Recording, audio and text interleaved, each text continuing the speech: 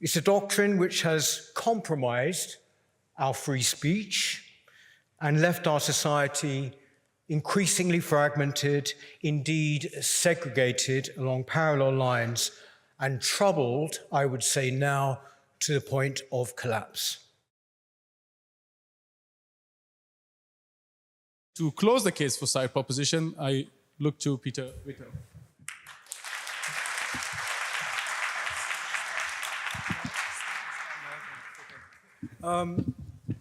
Mr. President, ladies and gentlemen, thank you very much for inviting me here. It is an honor and a privilege. It's my very first time. The motion before us, as we now know, is that this House believes that multiculturalism has no future in the UK. Well, it does indeed have no future in the UK, but also it shouldn't have a future. We should not seek, I believe, to keep alive a doctrine which I believe has done nothing but harm to this country. An ideology which has been imposed largely from above, which has relied on lies, distortions, and cover-ups to keep it in place. It's a doctrine which has compromised our free speech and left our society increasingly fragmented, indeed segregated along parallel lines, and troubled, I would say now, to the point of collapse. Multiculturalists have always talked about building a community of communities. Now, a community of communities might be many things, but what it is not is one nation, and certainly not a united nation. They've also always preached that cultures were of equal value and that they should be celebrated and respected as such.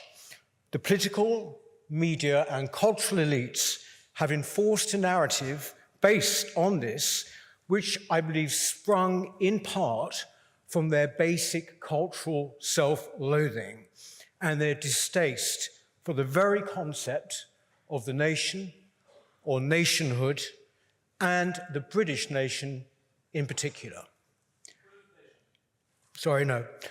Celebrating British culture was never ever part of the plan. Indeed, it was antipathetic to the multiculturalists' agenda. Diversity is our greatest strength, is multiculturalism's mantra. You deny that at your peril. But I'm sure you must be familiar with the work of Robert Putnam, hardly some right-wing headbanger. He is a left-leaning sociologist in America, wrote a brilliant thesis called Bowling Alone. And he found that the greater the amount of diversity in a society, then the lessening of social capital there was and the decline in trust, not just between groups, but actually within groups too. I would say that that is really the situation that we are facing now. We have gone from what was an extraordinarily high-trust society to a low-trust society, and that's happened within one generation. So what really has it meant when I refer to this doctrine being imposed from above and allowing almost no criticism? Well, we need look no further than the appalling news which we have been discussing over the past few weeks. The nationwide systematic rape, torture, and abuse of thousands upon thousands of white working-class girls by mainly Pakistani Muslim gangs. Not yet,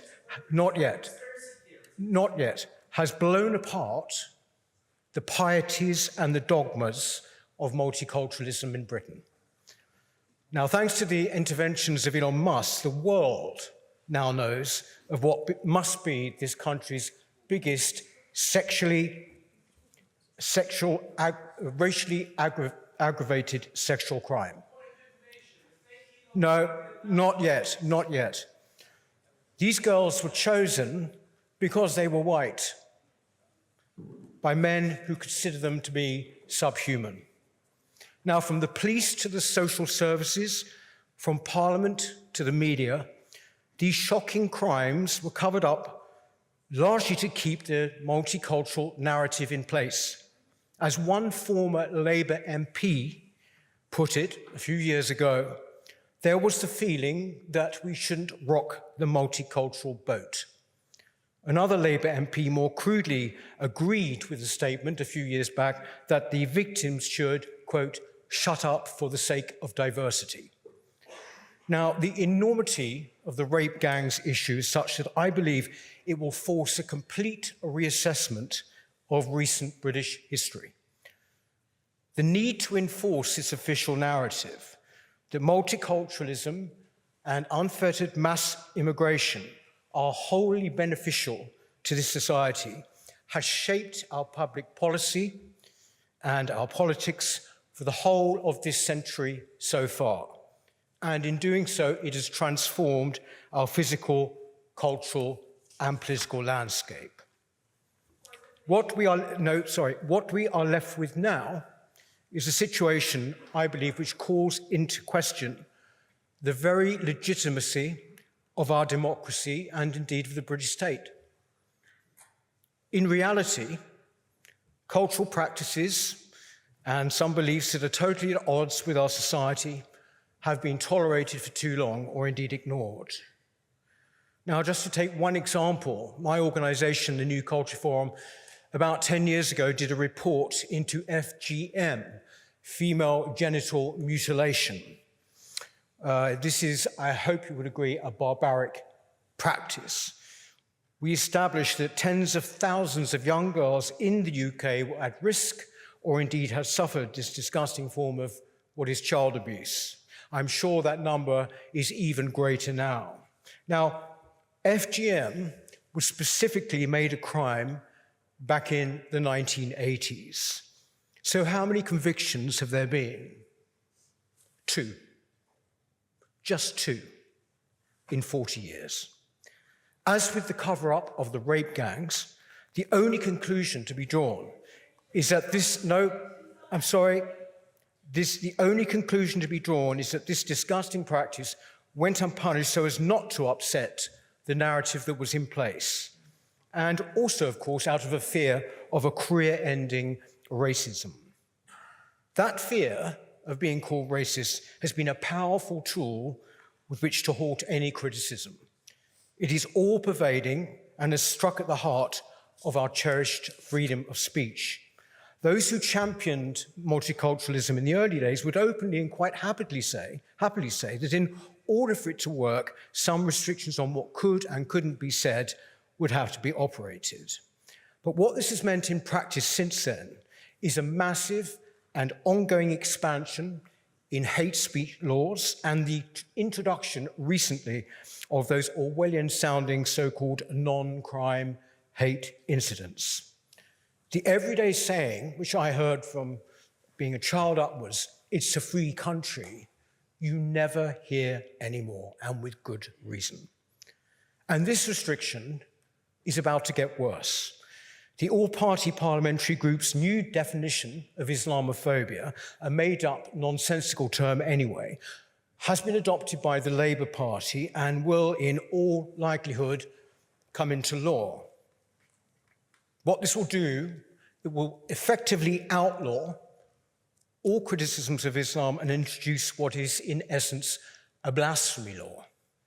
Now, ladies and gentlemen, to me, that is the perfect example of how the requirements of multiculturalism undermine the established traditions and values of this nation. So, what of the future as referred to in this motion? Well, ladies and gentlemen, I'd say it's very bleak. We have in recent years seen increasing sectarian disorder, as witnessed in both Leicester and London. Foreign disputes have effectively been imported and now played out in this land. And last year's general election was a landmark in it saw the first election to Parliament of 5 or 4 sectarian Muslim MPs. But if the disaster which is what I think it is, of multiculturalism is to be thrown into the garbage can of history, as I believe it should be. What should be in its place? Well, the answer that we mostly hear, and we've heard it tonight, is that we need integration. As things stand, this is entirely implausible. It's not a bad thing, it's a good thing, integration, but it's simply implausible now. It is impossible to integrate up to 1 million new people a year from very, very different cultures into this country. And with established large communities already existing here, there is virtually no need or indeed incentive to integrate. And as we now know, since the mass pro-Palestinian marches after October 7th, there are many people who have no intention of integrating and indeed despise what we are. So I would say two things. Later, sir, I would say two things. One, if we are to have any hope of changing the situation, we have to have a halt to any further mass migration. And number two, what I need, and this is a tall order, what I want to see, what I hope, is that we have an entirely new, a fresh establishment, one that believes in Britain, is not ashamed of Britain, has not got a distaste for nationhood, believes in the glories of Western civilization. That is what we have. Now, I can only hope. But when I look and see what has happened in America the past week, I have some hope. Thank you, ladies and gentlemen.